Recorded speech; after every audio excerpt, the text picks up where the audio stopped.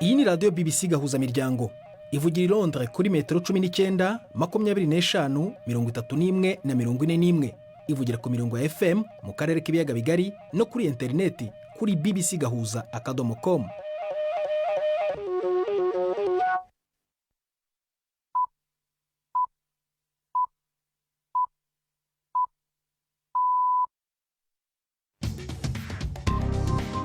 Ubu ni saa 10 n'igice ku isaha mpuzamahanga ya GMT, ni saa 12 n'igice ku masaha yo mu Rwanda no mu Burundi.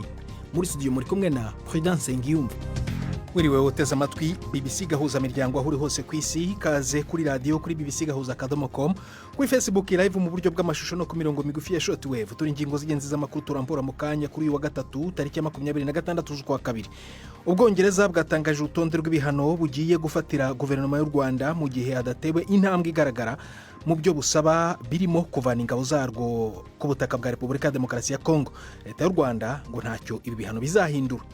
Umutekano w'u Rwanda ni ntayegayezwa kandi ntago tuzigera tuwushyira mu kaga kubera imfashanyo iyo ari yo yose. Bene ibi bihano aho gushyigikira ibiganiro biri mu karere ubu ngubu byo kugarura amahoro, ahubwo bidindiza cyangwa bishobora kuzatuma ibintu bisubira inyuma. Mu Burundi turaganira na Arthur Banshakeko, usanzwe azwi cyane mu bijyanye no kwandika amafilime akanakina, ariko ubu ahirutse no kugera mu ruhando rw'umuziki ndetse yashyize hanze urukurikirane rw'indirimbo ze 12 yise Urugendo. Aratubwira byinshi kuri urwo rutonde. Hari n'ikiganiro cy'abagore ndetse navugwa mu mikino.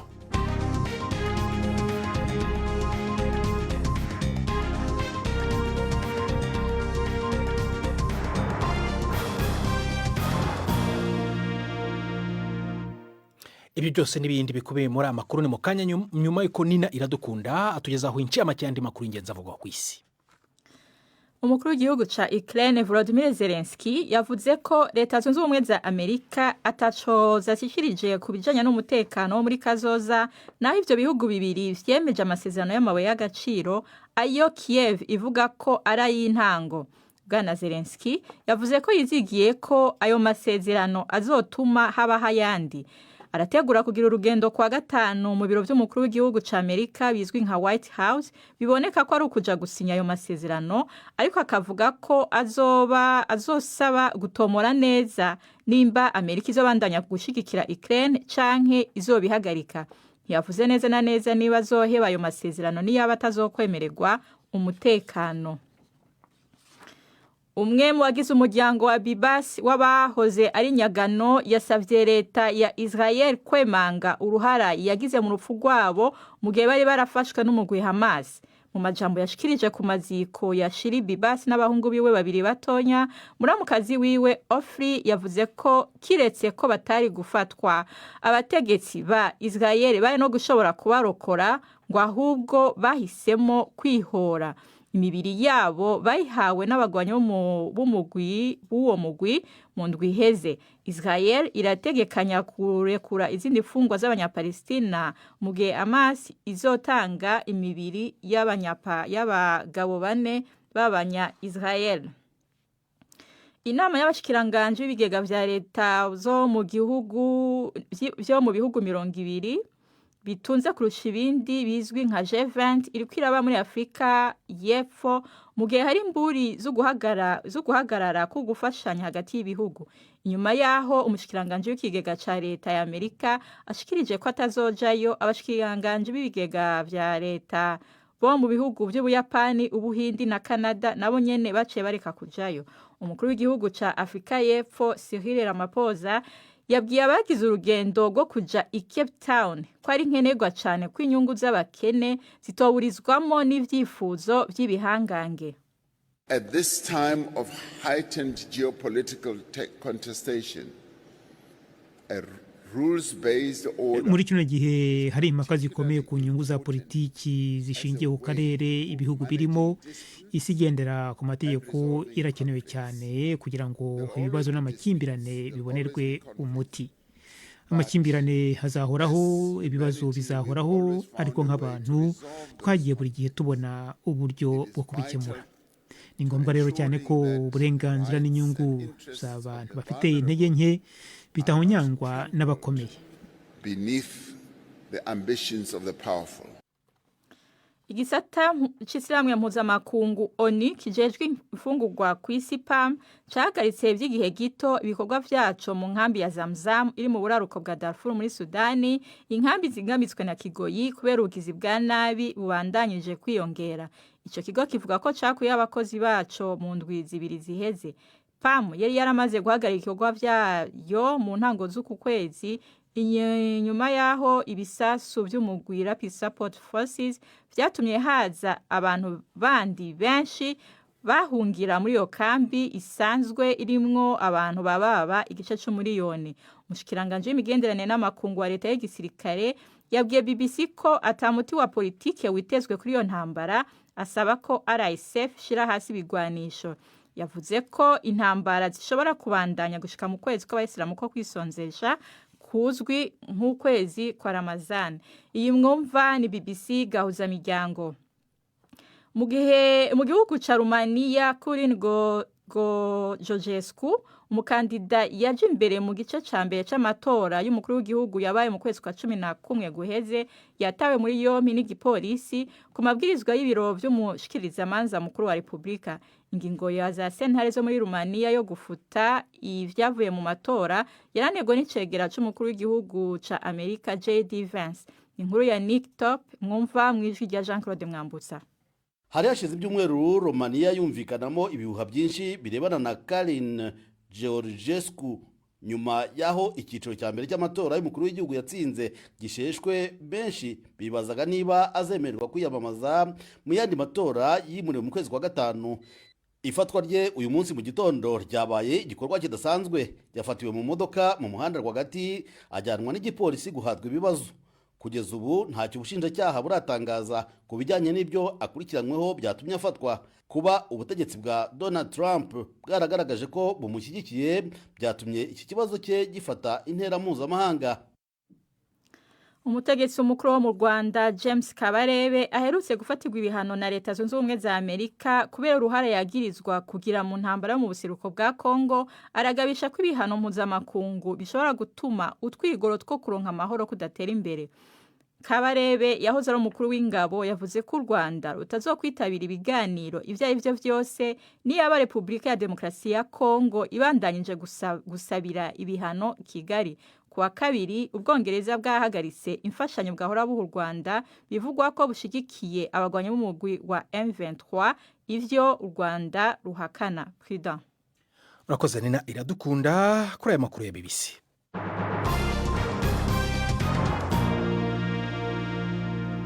Ikaze ku makuru arambuye duhera kuri iyo nkuru Nina asorejeho, aho Ubwongereza bwatangaje urutonde rw'ibihano bugiye gufatira guverinoma y'u Rwanda mu gihe hadatewe icyo bwita intambwe igaragara mu byo busaba birimo kuvana ingabo zarwo ku butaka bwa Repubulika ya Demokarasi ya Kongo.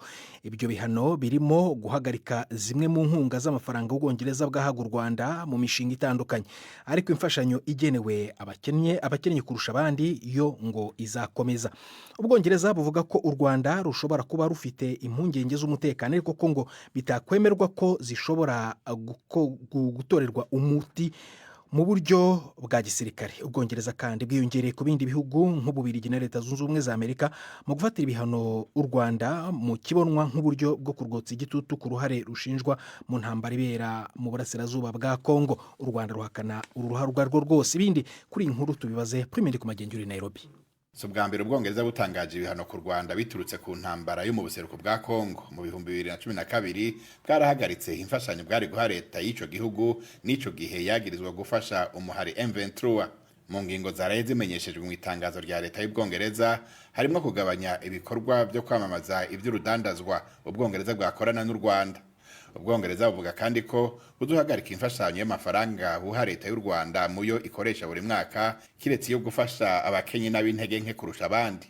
Ubwongereza buvuga kandi ko buzuhagarika imfashanyo yo guha imyimenyerezo abasirikare b'u Rwanda, busubiremwo ibijanye no kugura hanze ku gisirikare cy'u Rwanda, bwongere buhagarike kwitaba imanza zo ku rwego rwo hejuru ziba ziteguwe n'u Rwanda. Uretse ivyo Ubwongereza buvuga ko buzokorana n'abafatanyabikorwa babwo mu bihano bishasha bishobora gufatirwa u Rwanda.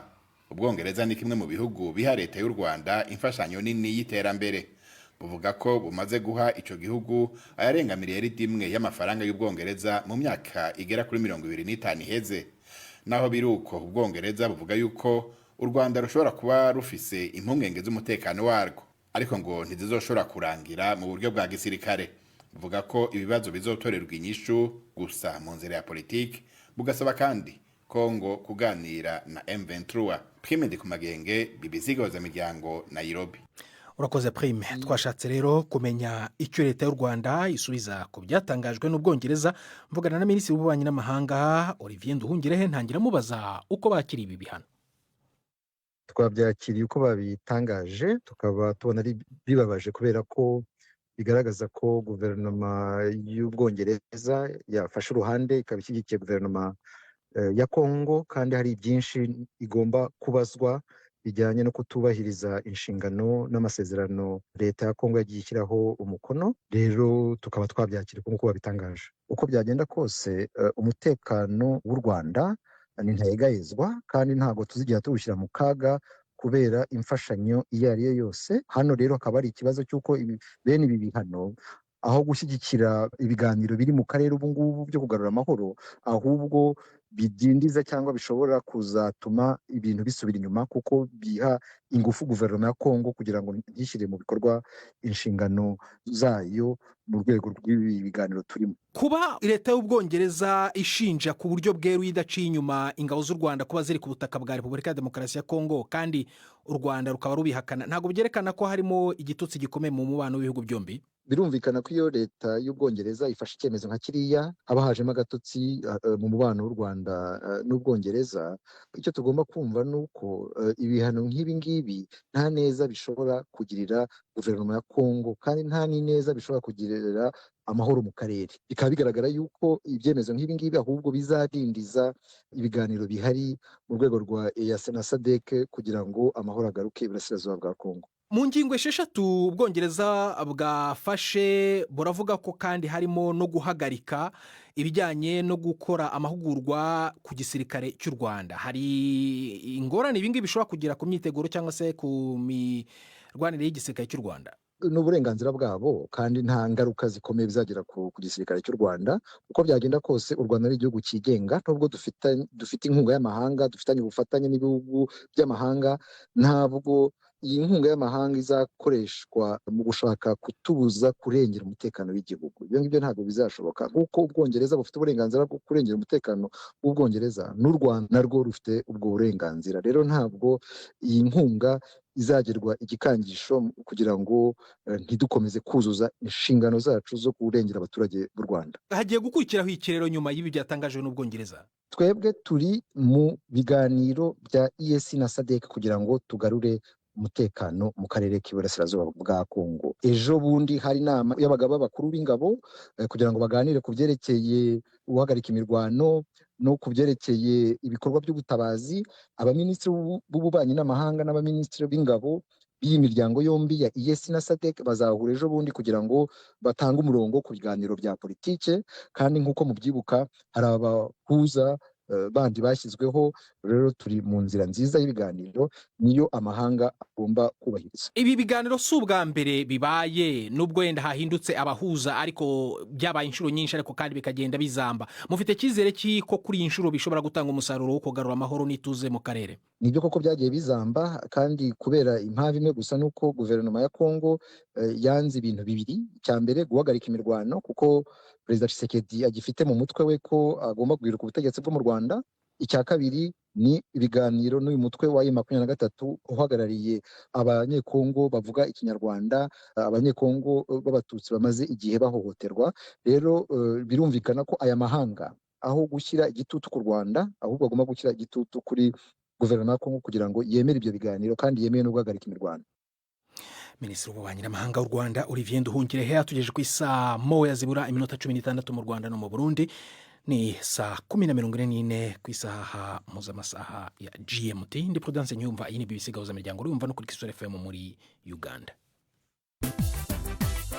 BBC Gahuza Miryango Igoma ni kuri FM 93.8. tujye mu Burundi. Asanzwe azwi cyane mu bijyanye no kwandika amafilime akanayakina, ariko Arthur Banshayeko yageze no mu ruhando rw'umuziki ndetse yashyize hanze urukurikirane rw'indirimbo 12 yise Urugendo. Avuga ko ibyo yabigezeho nyuma y'igihe kirekire yari amaze ari mu bushakashatsi ku mbyino z'u Burundi zizwi nk'amaka, ubudemera n'iyindi.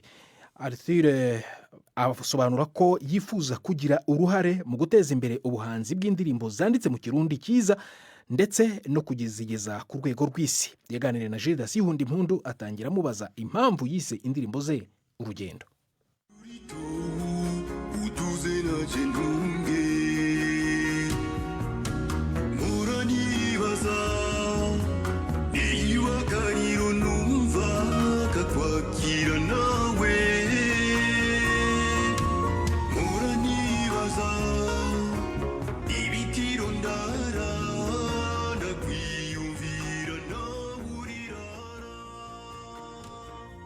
Muri runo rukurikirane nuvuga ko harimo inkuru nyinshi zifatiye ku buzima bwanje, zifatiye ku buzima bw'abantu tubana hafi, bifatiye ku buzima bw'ahomba mvuze la société burundaise. Rino zina Urugendo ni cyane cyane mu ntumbero y'uko umuntu abavuga ati ni ibi n'ibintu umuntu yihweje mu kiringo kingana gutya, ni ibintu umuntu yumviriye mu kiringo kingana gutya. Urukurikirane rugizwe n'indirimbo 12. Muri izo ndirimbo zose hari uririmbo wumva ku bwawe rusumba izindi zose? Biragoye kuvuga, ariko kubera ko ururimbo rumwe rwose muri izo zose ntirusanzwe, kuko ruba rufise aho rwaje ruva. Ariko nk'akarorero nk'indirimbo muri rya joro niyo natanguriye ko kwandika, novuga ko idasanzwe gusumba izindi zose kubera yuko ariyo nahereye ko kwandika ubwa mbere. Hanyuma kandi ko nayanditse ndi mu bihe bikomeye cyane, nayanditse ndi muri confinement mu Budagi. Hamwe icyo gihe nari natakaje kontra nari ifise yari yahagaritswe kubera yuko ntashobora kubandanya gukora kubera covid. Hageze igihe visa yanje irahera, biba ngombwa ko subira kurondera iyindi. Hageze igihe na passport yari iri mu guhera nayo bisubira kuba ibindi bibazo birebire, y'indege barayifuba nayo kandi barayanira, mbobuje kurondera iyindi. Mu kuva mu Budagi ntegerezo kurondera umushingwamanza n'ibindi kubibumba mu minwe y'umubumvyi, mashe guhagarara hakirurutse zenumva umuhamagazi sisangura ibyina mu mutima zikwata. Mu ndirimbo zawe muri rusange 12 ushimikira ku butumwa buhe? Nibukanya n'abantu. Indirimbo zanje zirakorera cyane cyane ku buzima ndorabwenge, la santé mentale, zikongera kandi zigafatira ku muryango turavye mu buryo bwagutse, umuryango abo muvukana, umuryango abubakanye cyangwa abagenzi, umuryango nk'igihugu. Ntiwahora uririmba n'ubwa mbere n'ibishasha, akabijya wewe uva kuzanye nakahe? Ubwa mbere na mbere akabirya nzanyemwo nuko nkeneye ko abarundi bumviriza umuziki wanditse mu rurimi rwiza. Ubwa mbere simvuze ngo uno munsi umuziki wanditse mu rurimi rwiza ntuhari, urahari. Mugabo akabirya nzanye nuko ndavye muri no myaka turimwo imiziki myinshi iri kwirasohoka irafise imvugo ikoresha itandukanye n'imvugo je ndiko ndakoresha. Ego Arthur, wifuza gushika hehe muri kazoza muri kino gisata? Nifuza ko nobona naterereye bimwe bifadika mu gufasha umuziki w'u Burundi gushikama, kandi uno muziki tukaba dushobora kugenda tukawuvuza mu bindi bihugu, abantu bakavuga bati urya n'umuziki uva mu Burundi, urya n'umuziki mu Burundi. Harakoze Arthur waganiraga na Gildas Ihundimpundu, akaba tugejeje ku kiganiro cy'imikino na Yves Bucyana. Imikino kuri BBC gahuza miryango. amakuru y'imikino reka mbanze mu Rwanda mu isiganwa mpuzamahanga ry'amagare rya Tour du Rwanda. Umunya-Australia Brady Gilmore niwe watsinze agace ka gatatu k'iri siganwa ku rugendo ruva mu mujyi wa Musanze rwerekeza mu mujyi wa Rubavu ku ntera y'ibirometero 121 n'ibice bitatu. Brady Gilmore niwe watsinze n'agace ka kabiri ku munsi w'ejo urugendo rwavaga i Kigali rwerekeza i Musanze. Muri rusange ariko isiganwa rikomeje kuyoborwa n'umufaransa Fabien Dubé w'ikipe ya Total Energy. Mu Bwongereza umutoza w'ikipe ya Arsenal Mikel Arteta aratangaza ko ataramanika amaboko ku kwiruka ku gikombe nyuma yaho ikipe ya Liverpool imurushirije amanota 11 nubwo Arsenal igifite umukino w'ikirarane. Ni nyuma yaho Arsenal ikubitiwe na West Ham igitego kimwe ku busa mu gihe abakunzi bayo bibazaga ko yari amahirwe yari ibonye yo kugabanya ikinyuranyo cy'amanota hagati yayo na Liverpool. Muri iri joro Arsenal irajya kwa Nottingham Forest igerageza kutongera gukora ikosa ryo gutakaza umukino. Gusa ibyo Arteta avuga harababona ko ari ugupfa kwivugira kuko ikipe ye kugeza ubu nta rutahizamu ifite ufatika nyuma yo kuvunikisha abakinnyi bose b'abanyamwuga mu gutsinda ibitego.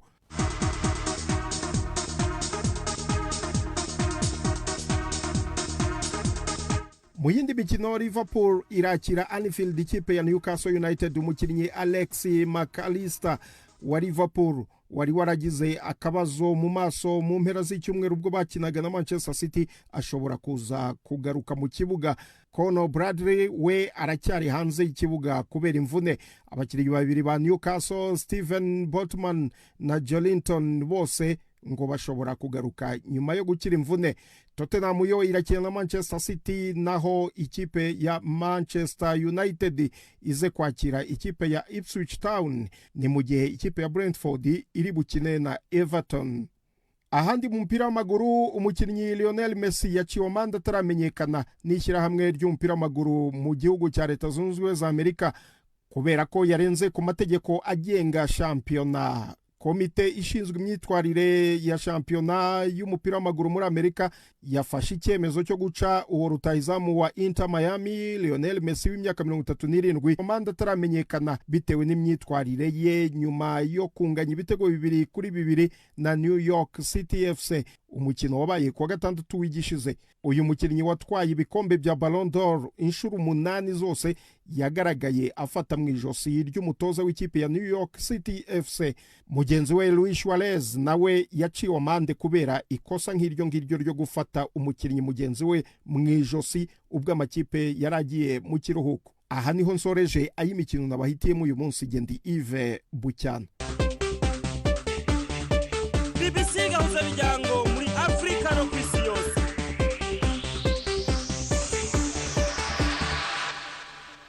Urakoze Yves Bucyana kora amakuru y'imikino.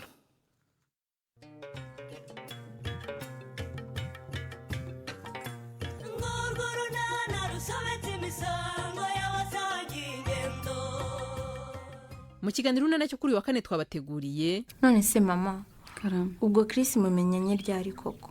Hari imyaka 3 irashira muziranye. Yaje se adasanga wimereye neza hari ikibazo wari ufite? Yego yaje asanga ndamahoro meze neza rope. Ariko igihe yazi yahise ahindura byinshi mu buzima bwanjye ku buryo rwose numva ntare nimvisha ibyambayeho. Nta byakorewe bidasanzwe byatuma wicisha agahinda n'amaganya mama. Ni ukuri ubu uramutse upfushije umwana cyangwa umubyeyi ntago warira ngo uhore. Ni 12:45 kuri BBC.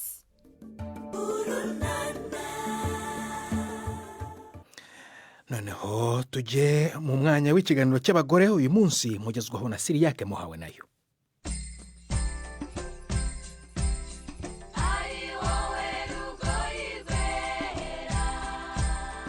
Ndabaramukije nongera ndabani ikaze muri kiganiro c'abakenyezi cyo kuri uyu wa gatatu itariki 26 z'ukwezi kwa kabiri mu 2025. Uyu munsi tuganira n'impunzi y'umunyekongo Clarisse Muamini Kashindi yabuze umwana wiwe ariko ahungira mu Burundi atwawe n'uruzi Rusizi hamwe n'umurundikazi Mado Uziya amuhaye indaro muri komine Rugombo mu ntara ya Cibitoke. Muri komine Rugombo mu bibanza bitandukanye hamaze guhungira abantu barenga 50,000 benshi muri bo n'abakenyezi n'abana. Bamwe muri bo bahawe indaro mu mihana y'abarundi nka Clarisse. reka abanza tubwire uko yahunze. Ilikuwa siku ya 5. Hari ku munsi wa gatatu twari turyamye hama M23 baraza mu ijoro batangura kurasa amasase menshi iwacu mu Ruvungi. Twaciye tugira ubwoba cyane, baciye batangura kutwuguruza muri iryo joro ngo tubaha amahera. Twarababwiye ko atamahera dufise, baca bavuga ko tutabahaye amahera batwica. Tubonye bukeye amasase nayo abandanya ba menshi, twaravuze tuti ubuzima bwacu buragiramiwe, reka turabe ingene twokizigufa. Niko rero twajabutse mu Burundi. Muhungira mu Burundi byaraboroheye? Hapana, kufika hapa ilikuwa ni shida sana. Oya, gushika ngaha byarangoye cyane. Mu kuza twajabuka ku masashe dufasha abana bamwe baratwawe n'amazi, impuzu zaratwawe, indya. Gushika ngaha zari ingorane zikomeye. Hapa ilikuwa ni shida sana. Ni nabanda kumva neza umwana wawe yatwawe uri kurajabuka Rusizi.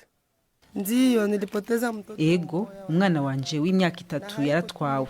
Si jewe jenyene, abantu benshi barahaburiye ababo. Ugeze mu Burundi washikiye? Mie nilifika kwa mama mmoja wa hii avenue. Je nashikiye ku mugore umwe abangaha kwibarabara rya mbere. Yambonye ndiko ndarira arambaza igituma. Ndamubarira nti uko mbona nta kintu na kimwe mfise n'abana banje. Singiraho nza kuryama. Ibintu byose byatwawe cyo kimwe n'umwana wanje. Acarambarira ngo ingubi wanje nzoraba uko noza ndagufungurira. Muzoza murajya ivyo n'abana banje bariye. Nico gituma ubona n'ubundi ngaha. Uwo nawe ninde? Yitwa Mado. Mado rero turi kumwe ngaha niwe yakiriye Clarisse. Byagende gute ngo wakire Clarisse? Yaje ava aho hirya hakurya mu gihugu kibaye cya Kongo. Azanye na nyitura ambwira ko ibyo yarafise byose byatwaye n'uruzi nk'ibifungurwa, ivyambagwa n'umwana akaba yagiye n'uruzi. Aranganyira nyene nk'umuvyeyi ndavuga ati natavyinshi mfise kandi ukuri ntago yogenda ntago yoguma ari karangara n'abana. Uwo mutima wakuje mu gute? Nagize impuhwe nyene mbona ngene wacu yabuze umwana muri urwo ruzi, mbona afise agahinda kenshi, nkabona afise n'ibibondo, mbona nta nitwo gufungura afise, nta nico kwifuka yari afise. Nanje nk'impuhwe zakivyeyi numva ngize impuhwe n'ikigongo. Namwakiriye n'abana 3. Birakorohera kumugaburira, biramukorohera kubaryamika ngaha. Nako kujyanye nabwo bavuga ngo urusato bw'imbaraga sangufika 5. Hariho nabandi bagiye bahereza indaro impunzi bakayiremesha. Kuko bino bibaye muri kino gihugu cya Kongo nakegejero birashobora kutubako. Kuko nakege n'ubu nawe twicaye ngaha dufise amakenga nyene kuko urabona ni hafi. Wewe umupfasoni kandi wahaye indaro umupfasoni akamotera abandi bapfasoni bo ngaha mu Rugombo kugira ngo bafashe bene wabo bahungiye ngaha nakaye. Nuko bo baba hafi nyene yuko watokwemera yuko abakenyezi bagenzi babo ko hari igitigiri nyamushina abakenyezi niko nagenda bibona n'abana batokwemera yuko boguma bagira gute bayerera kuko naho hantu numva ngo bari aho kwikomine numva ngo ni hato hari habakirara hanze gushika n'isaha. Urumva rero ufise nk'akazu nkakajya akabatikanira kajya kadusha kamenda kihengetsemo hako kagumuko nukuri no batera kamuti nukuri babaye hafi babaremeshe cyane cyane nk'abagiye barabura nk'imiryango ko barafise agahinda. Hari wagiye abura abana 4-3 ku munsi umwe urumva ugo n'urugamba rutoroshe n'ukuri rutokorohera ari we wese abakiyakira mu ijambo rimwe. Urakoze cyane Mado. Sawa naye ndashimye. Nawe urakoze Clarisse. Nawe murakoze cyane. Ikiganiro c'abakenyezi cy'umunsi kigarukiye ngaha naho ubutaha mwari kumwe na Cyriaque Muhabonanye.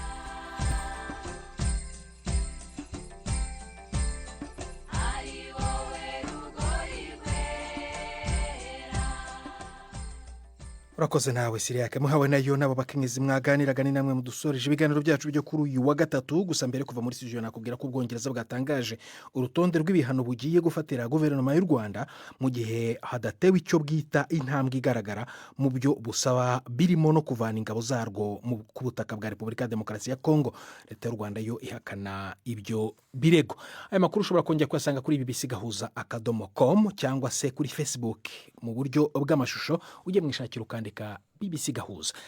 Twafashijwe na Susan Lennon kugira ngo amajwi yakugeraho ameze neza. Jye ni Prudence Ngiyumva akoze guhitamo BBC Gahuza miryango uraraharyana.